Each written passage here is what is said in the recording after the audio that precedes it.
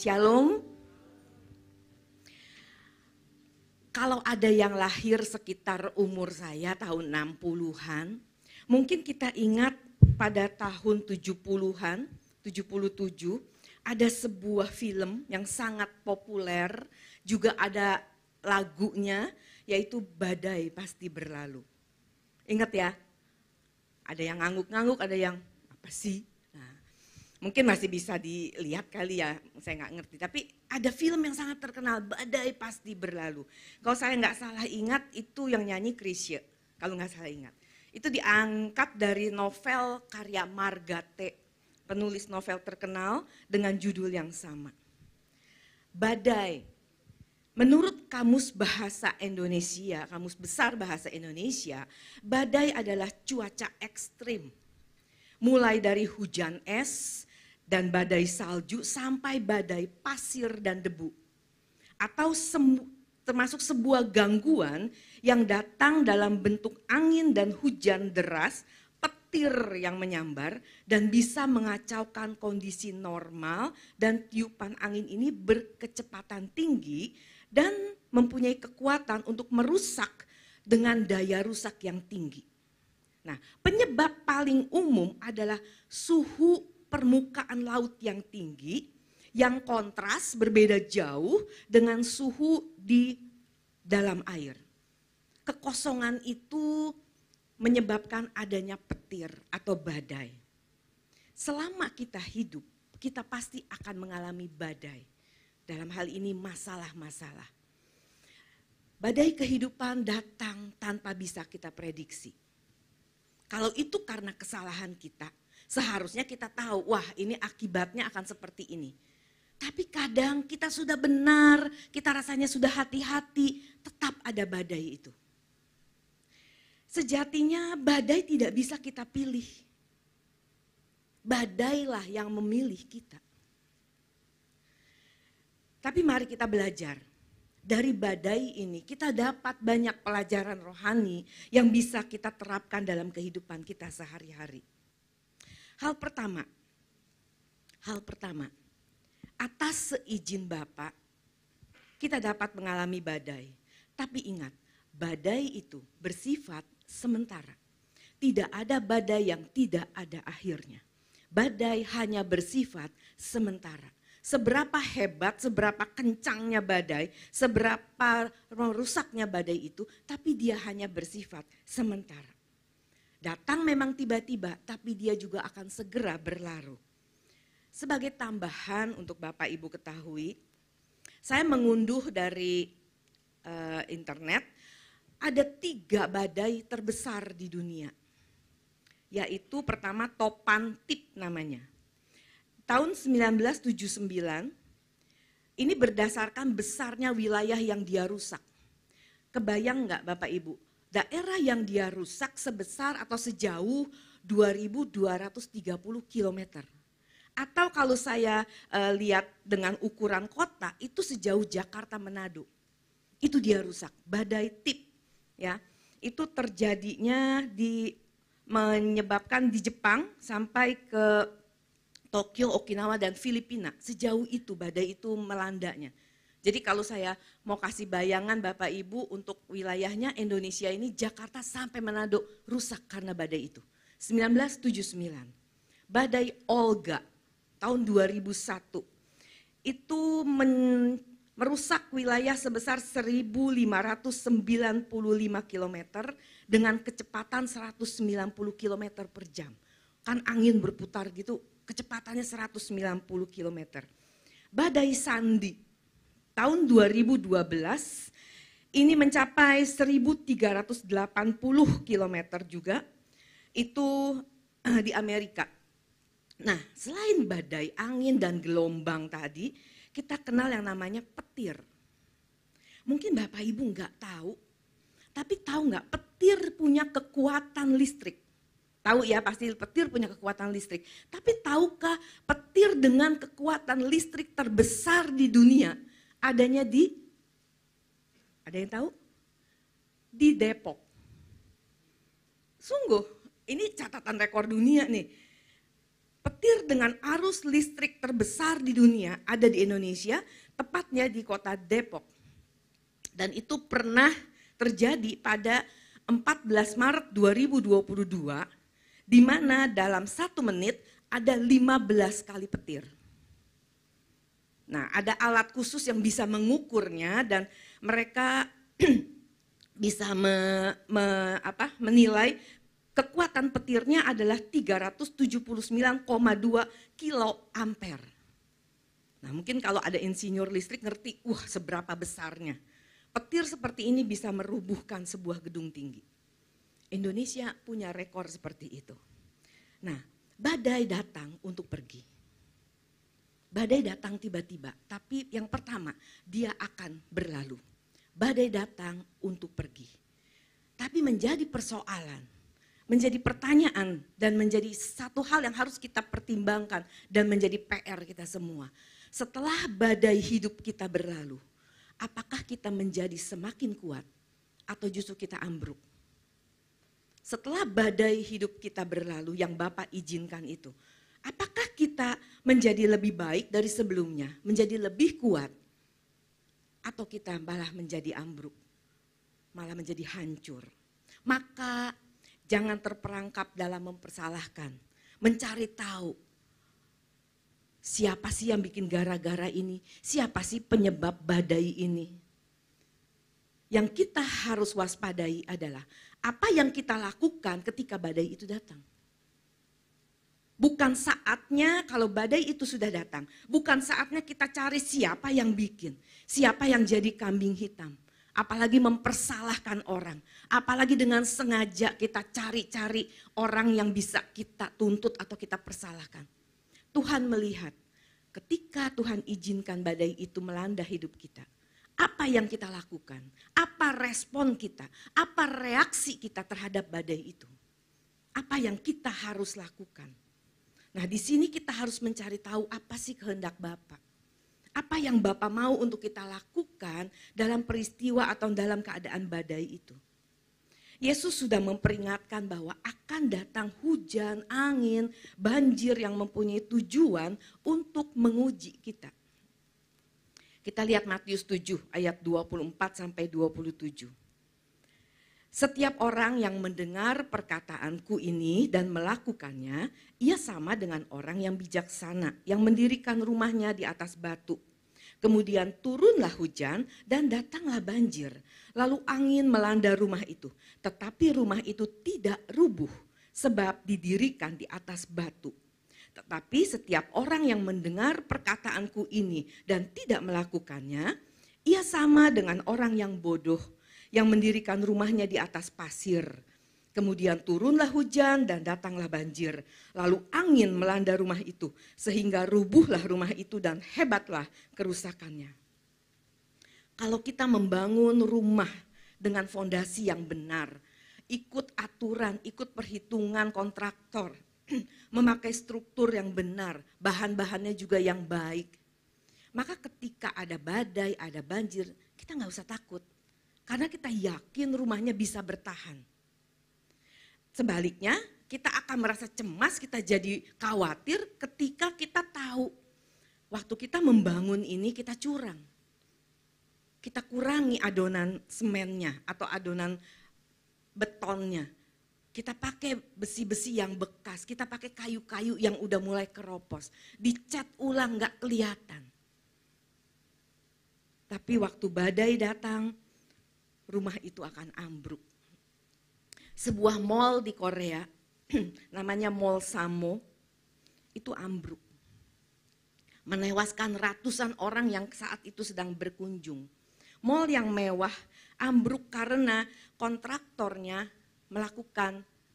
pemiliknya meminta kontraktor untuk melakukan kecurangan, mengurangi bahan-bahan yang dipakai. Kontraktor pertama dia bilang tidak mau. Saya hanya mau membangun dengan aturan dan perhitungan formula yang saya yakin ini kuat. Akhirnya kontraktor itu dipecat, diganti kontraktor kedua yang mau mengikuti apa yang pemilik inginkan. Mengurangi biaya dengan mengurangi semua bahan yang dipakai. Akhirnya mall megah itu tidak mempunyai tiang penyangga yang cukup dan ambruk dalam hitungan menit, merenggut ratusan jiwa. Apa dan seberapa kuat fondasi hidup kita? Apa yang menjadi fondasi hidup kita hari ini? Seberapa kuat kita menanamkan fondasi itu? Itu akan mencerminkan, akan menjadi jawaban ketika ada badai datang. Kedua, hal kedua yang kita bisa belajar di sini adalah badai akan menyingkap kelemahan kita. Ketika badai datang, seperti tadi saya pertanyakan, apakah kita menjadi lebih lemah atau kita belajar sesuatu di sana? Ada hal yang kita pelajari, ada hal yang kita dapati, dan kita makin semakin bijaksana, kita semakin kuat. Karena lewat peristiwa-peristiwa itu kita semakin mengerti apa tujuan kita, apa yang harus saya lakukan. Sekali lagi, kita harus lebih memperhatikan kehendak Bapa daripada kehendak dan perasaan kita sendiri.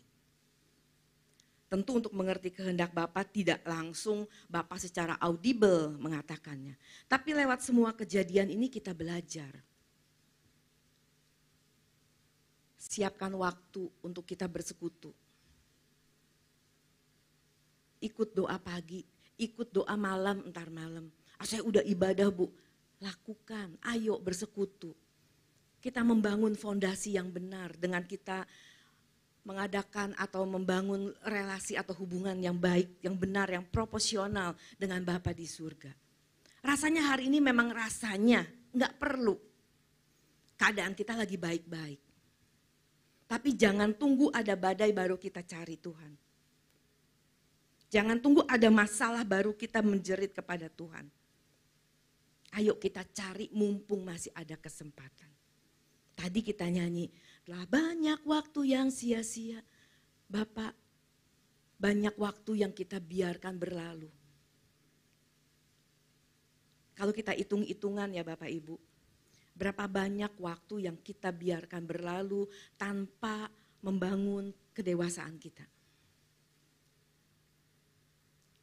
Bukan gak boleh santai, kita manusia, kita bukan robot. Kita perlu santai, kita perlu tidur, kita perlu bercanda, silahkan. Tetapi berapa banyak waktu yang sia-sia yang pernah kita lalui, yang hal-hal yang kita lakukan yang tidak membangun kedewasaan kita.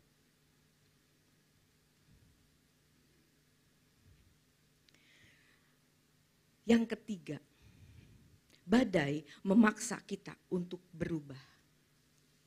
Badai memaksa kita untuk berubah. Karena sejatinya badai adalah agen perubahan. Sebab merupakan bagian dari proses untuk kita bisa lebih menghayati kehadiran Bapa, kehadiran Allah. Pasti Bapak Ibu sudah sering mendengar nasihat atau kata-kata dari gembala senior kita. Alami Tuhan, nikmati hadiratnya. Ayo jangan kata orang, nikmati sendiri. Ayo bisa berdoa sendiri, gak perlu didoakan lagi. Sering kan kita dengar itu. Terus dalam hati mungkin ada yang bertanya, gimana sih? Gimana sih cara nikmati Tuhan? Gimana sih cara merasakan kehadirannya? Rasanya biasa-biasa aja. Atau kita hanya tergetar ketika doa bersama, ketika ada Pak Eras yang pimpin, rasanya ada suasana tertentu. Tapi kalau pas doa sendiri di rumah, rasanya doa kita cuma sampai eternit, mentok paling tinggi sampai genteng kita doang. Jangan putus asa. Jangan putus asa, tetap cari Tuhan dalam kesungguhan. Tuhan berjanji dia akan menemui, dia akan memberikan dirinya ditemui oleh orang yang sungguh-sungguh mencari dia. Kalau hari ini kita bilang kita belum ketemu, jangan-jangan kita memang enggak sungguh-sungguh. Jangan-jangan kita belum berani bayar harganya.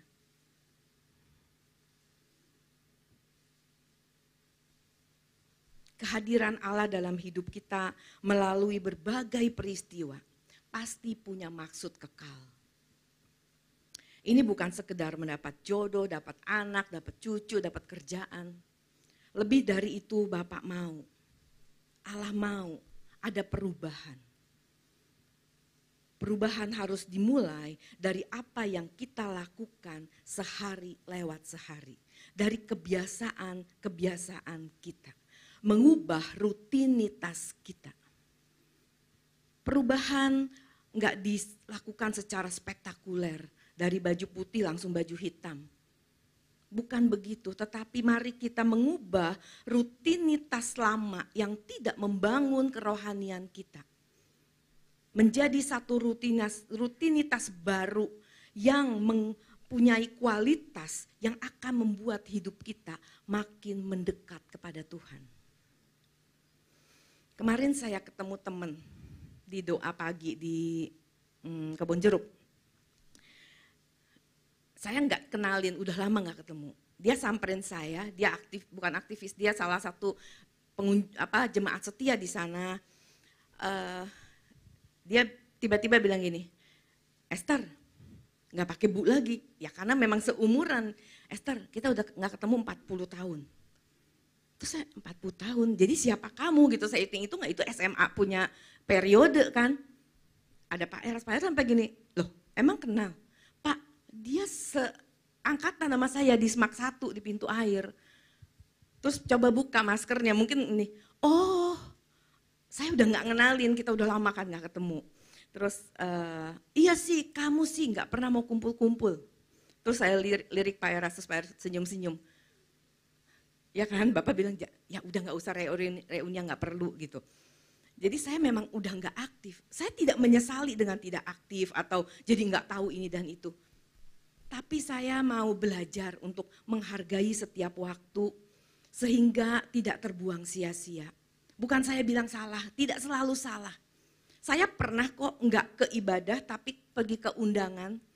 Tapi saya yakin gitu, Tuhan suruh saya ke undangan itu, kayaknya saya skip ibadah tapi saya harus ke ini.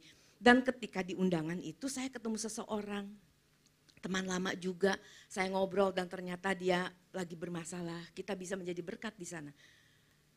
Bukan saya bilang jadi skip aja, bukan ya, nanti saya dimarahin apa nih. Bukan begitu, tapi kalau memang Tuhan izinkan, ada alasan yang khusus, silahkan. Bukan berarti datang terus juga artinya selalu rohani, kan enggak. Ya, kita setia di sini, kita belajar di sini. Tapi rutinitas hidup kita yang tidak berdaya guna membuat kita makin mengenal Tuhan, makin setia, makin cinta Tuhan. Yuk belajar kita tinggalkan. Berani kita tinggalkan semua pertemanan, semua pergaulan yang tidak membuat kita takut akan Tuhan. Anak-anak muda, kalau kalian pacaran, tapi tidak membawa kalian semakin cinta Tuhan, lupakan dia. Lupakan dia. Cari pasangan yang bisa membawa kita semakin mengasihi Tuhan. Bukan semakin mengasihi satu sama lain, tapi semakin mengasihi Tuhan. Kalau kalian sama-sama mengasihi Tuhan, takut akan Tuhan, kalian pun akan saling mengasihi, akan saling menghormati. Ubah rutinitas, bukan membuang rutinitas, tetapi rutinitas positif yang kita lakukan harus kita kembangkan.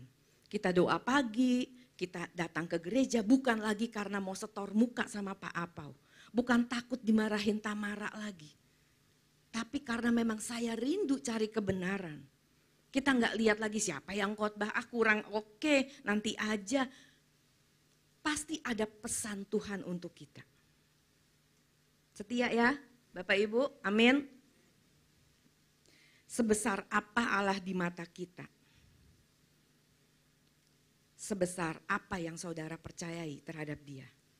Kalau kita percaya Allah kita besar, Allah kita merancang perkara besar, Allah tidak merancang perkara kecil, maka kita pun akan melihat dengan cara pandang yang berbeda. Memang akan ada perubahan, mungkin akan kesepian, mungkin akan ditinggalkan. Enggak penting lagi.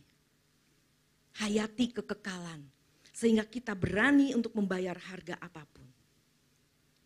Ketika sebuah kapal mengalami kecelakaan dan terdampar di sebuah pulau terpencil, yang tersisa yang bisa selamat hanya satu orang. Seorang laki-laki, seorang pria ini. Dia sendirian di pulau itu, dia berdoa memohon kepada Tuhan supaya ada bantuan datang. Dengan sisa-sisa yang masih bisa dia kumpulkan dari lemparan dari kapal itu, akhirnya dia bisa membangun sebuah gubuk dari rumbai-rumbai di sana. Untuk dia berlindung dari dinginnya malam hari.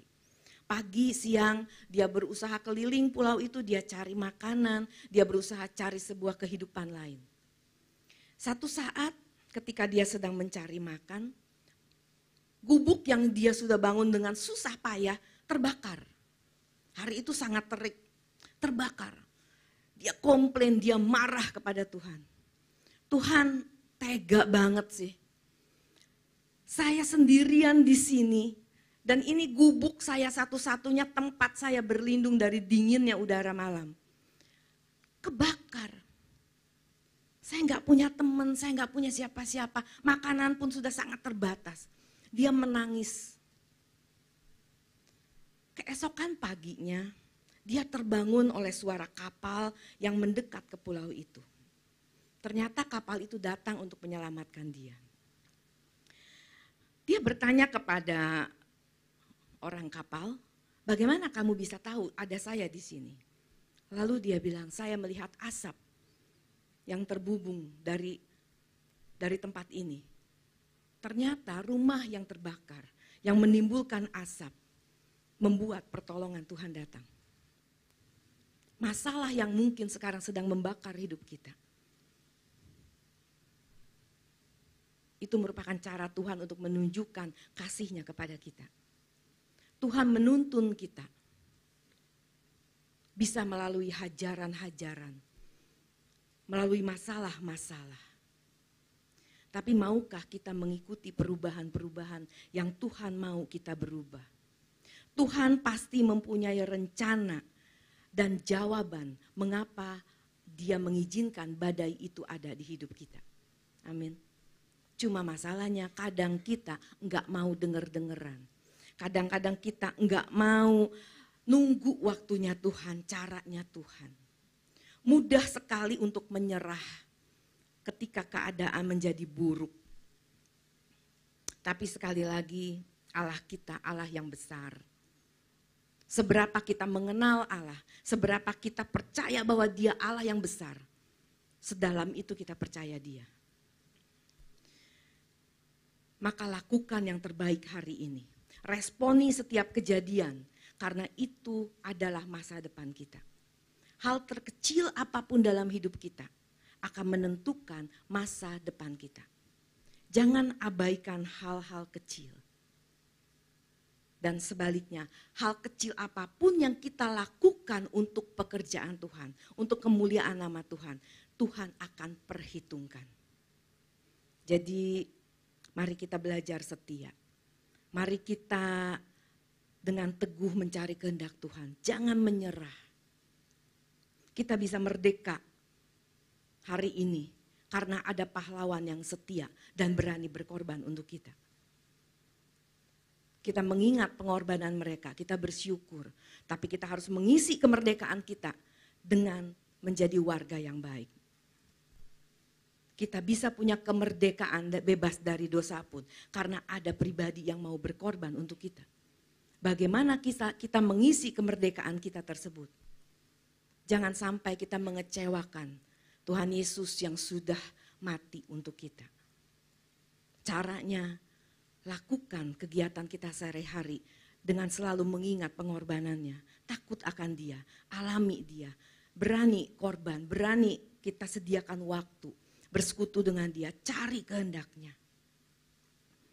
Yang keempat, badai menunjukkan siapa teman sejati. Amsal 17 ayat 17, seorang sahabat menaruh kasih setiap waktu dan menjadi seorang saudara dalam kesukaran. Kalau saya kasih kesempatan Bapak Ibu ada yang mau bersaksi tentang hal ini, pasti rasanya hampir semua kita punya pengalaman. Bagaimana dikhianati sahabat, bagaimana juga ada orang yang begitu peduli dengan keadaan kita, yang menjadi sahabat dalam kesusahan kita. Tuhan yang adil, Tuhan yang baik, Tuhan yang setia. Dia tahu berapa batas kemampuan kita. Dan pasti Tuhan tidak tinggalkan kita sendiri. Sahabat sejati kita yang tidak pernah mengecewakan, yang tidak pernah meninggalkan adalah Tuhan Yesus. Tetapi Tuhan juga akan mengirimkan kita sahabat-sahabat yang bisa menopang kita. Maka jangan tinggalkan persekutuan yang benar di sini. Bapak Ibu yang dalam kesulitan, semua kita ada untuk saling menopang. Ada beberapa aktivis di sini, tadi ditayangkan sebagai jemaat ada kebutuhan apa, silakan kita saling menopang. Kita tidak sendirian. Sahabat yang baik, sahabat yang benar, dia akan senantiasa mendekat kepada kita. Dia senantiasa akan menopang kita untuk mencapai sesuatu yang kita nggak bisa capai sendirian. Kita perlu dukungan orang. Bapak Ibu ingat ketika seorang lumpuh, dia mau sembuh tapi rumah itu penuh dengan orang. Tuhan Yesus sedang berkhotbah di sana. Di Markus 2 ayat 1 sampai 5, Markus 2 ayat 1 sampai 5 dikatakan begini. Kemudian sesudah lewat beberapa hari, waktu Yesus datang lagi ke Kapernaum, tersiarlah kabar bahwa ia ada di rumah. Maka datanglah orang-orang berkerumun sehingga tidak ada lagi tempat. Bahkan di muka pintu pun tidak, penuh banget. Sementara ia memberitakan firman kepada mereka, ada orang-orang datang membawa kepadanya seorang lumpuh, digotong oleh 4 orang. Tetapi mereka tidak dapat membawa kepadanya karena orang banyak itu. Lalu apa yang teman-temannya lakukan? Mereka membuka atap yang di atasnya. Sesudah terbuka mereka menurunkan tilam tempat orang lumpuh itu terbaring. Ketika Yesus melihat iman mereka, perhatikan, ketika Yesus melihat iman mereka, berkatalah ia kepada orang lumpuh ini, "Hai anakku, dosamu sudah diampuni." Kalau kita baca lengkap ceritanya, kita akan menemukan bahwa Yesus bukan hanya menyembuhkan orang itu, tapi Yesus juga mengampuni orang itu. Nah, yang saya mau kemukakan di sini adalah orang lumpuh ini nggak mungkin datang sendirian ke Yesus. Dia lumpuh, apalagi segitu penuh sesaknya orang, pintunya pun tertutup. Tapi dia punya sahabat, dia punya orang-orang yang mendukung dalam kelemahannya, sehingga dia bisa menerima kesembuhan. Dalam hidup kita, Tuhan akan kirim, Tuhan akan sediakan orang-orang yang akan menemani kita. Tapi hari ini sebagai jemaat GSKI Gajah Mada, kita jangan hanya mau menjadi orang yang menanti teman yang menolong kita, tapi jadilah seseorang yang menjadi berkat buat orang lain. Tuhan pasti titipkan orang-orang di sekitar kita yang butuh pertolongan kita. Jangan berkata saya nggak punya duit, saya nggak ngomong soal materi. Kita bisa dukung secara dalam doa, kita bisa dukung secara moral, kita bisa menemani dia tanpa berkata-kata, hanya duduk di samping dia. Atau kita memberikan telinga kita untuk dia mencurahkan kekesalannya. Jadilah seseorang yang bisa menjadi berkat. Tadi kita udah nyanyi, jadikanku pelangi indah di hidup, di langit hidup orang. Jadikan hujan berkat di ladang. Ayo, ayo. Semua kita pasti punya peran di sana. Dan kalau kita serius, Tuhan akan kirimkan Lazarus dalam hidup kita. Tuhan akan berikan kita peluang-peluang, kesempatan-kesempatan untuk kita jadi berkat bagi sesama. Karena memang kita hidup harus menjadi berkat. Yang kelima, badai menarik kita berseru kepada Tuhan. Tidak ada peristiwa yang membuat manusia ingat dan datang kepada Tuhan lebih cepat daripada ketika mereka dalam badai. Tidak ada hal yang membuat manusia ingat dan datang kepada Tuhan lebih cepat daripada ketika mereka ada dalam badai. Tapi sekali lagi sebagai orang percaya yang dewasa, kita tidak datang hanya karena ada badai, tapi setiap saat kita harus selalu mendekat kepadanya. Badai mengingatkan bahwa kita adalah manusia lemah, manusia yang fragile, yang gampang retak, yang gampang hancur. Maka jangan sombong. Seberapa kuatnya kita hari ini. Dalam sentuhan sedetik saja Tuhan bisa buat kita jadi terkapar. Sekali lagi, apa fondasi hidup kita? Siapa lingkungan kita? Karena itu mendukung kedewasaan kita. Adakan perubahan dalam hidup kita. Cari Tuhan, mendekat kepadanya, cari tahu apa maunya Tuhan. Murid-murid ketika ada dalam sebuah perahu bersama dengan Tuhan, mereka mengalami badai. Markus 4 ayat 38 mengatakan, pada waktu itu ketika badai datang, Yesus sedang tidur di buritan di sebuah tilam. Maka murid-muridnya membangunkan dia dan berkata kepadanya, Guru, engkau tidak peduli kalau kita binasa. Guru, kok gini aja? Kok kamu diam? Kita lagi badai. Mereka banyak nelayan, mereka ngerti bagaimana bahayanya sebuah badai.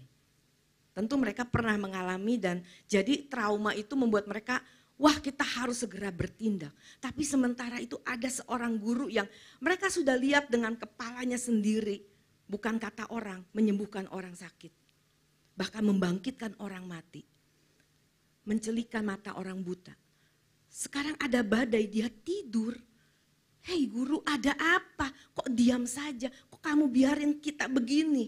Ini bahaya loh. Mereka lupa siapa yang mengajak mereka untuk pergi berperahu. Coba nanti Bapak Ibu di rumah baca Markus 4. Tuhan mengajak mereka untuk menyeberang menggunakan perahu. Tuhan yang mengajak. Mestinya kalau kita punya pengenalan akan Tuhan itu benar, kita yakin ketika Tuhan mengajak, ada jaminan kita akan sampai ke seberang.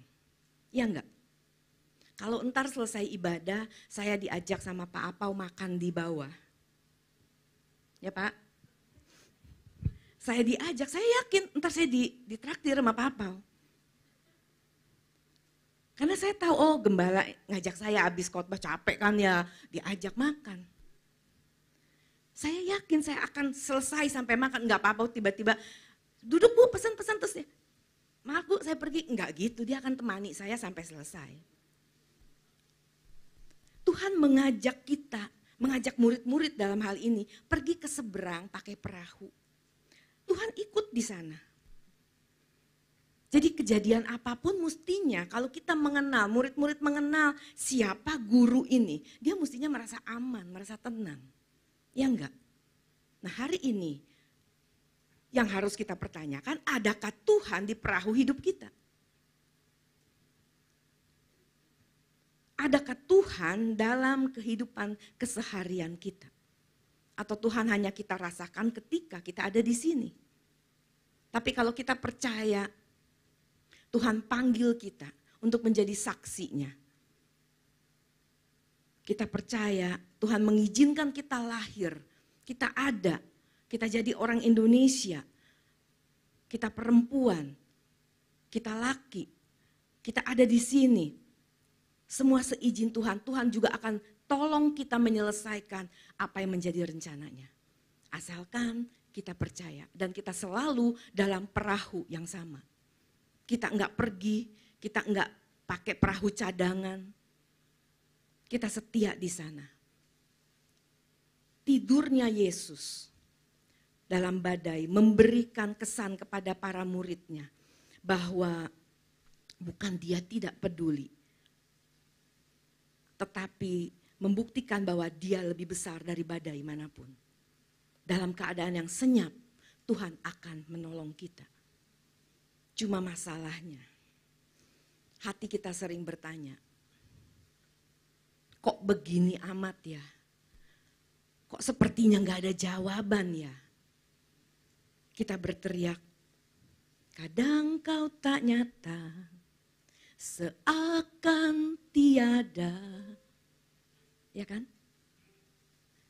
Waktu ku berseru, kau diam membisu, ku menjadi ragu.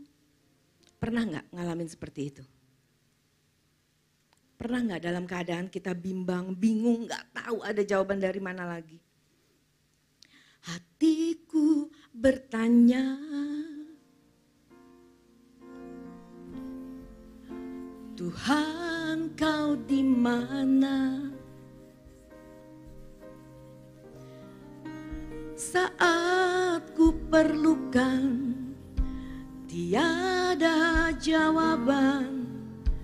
Ku merasa kau tinggalkan. Atau saat ini kita sedang dalam keadaan seperti itu. Pertanyakan, Tuhan tidak pernah tinggalkan kita. Tapi masalahnya, apakah dia ada dalam perahu hidup kita? Kehadirannya secara senyap akan memberikan kita jawaban. Sampai kita sendiri tidak menyadari bahwa itu sebenarnya jawaban. Tuhan tidak mau kita meremehkan dan menganggap dia murahan. Dia Allah yang maha agung.